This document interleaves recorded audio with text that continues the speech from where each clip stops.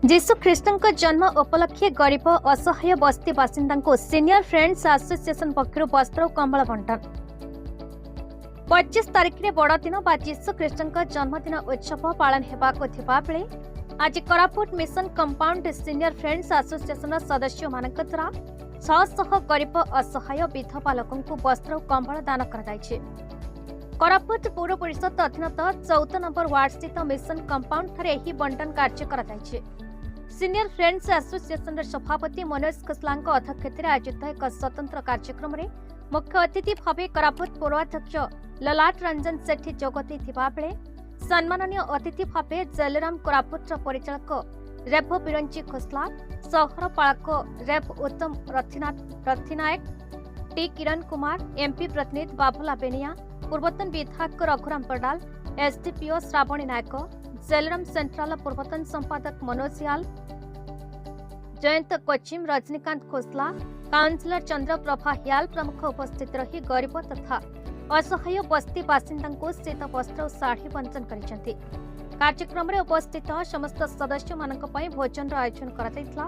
कार्यक्रम को विजय कुमार महानंदिया, संजीत क्षेत्रीय सहयोग करथिबा बेले बिंदु रेखा महांती, प्रफुल्ल बाग मंच परिचालना करथिले।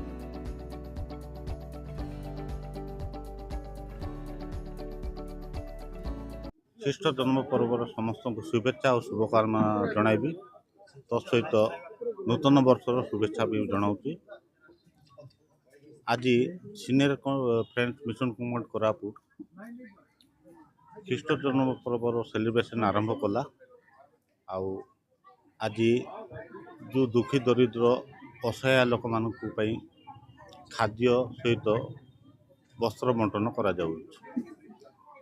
धन्यवाद देवी आमे जो मान को आज एठारे डाकी समस्त उपस्थित अच्छा। आज आम टोटाल कार्यक्रम रही सका घंटे रु राति 10टा जाए अच्छी।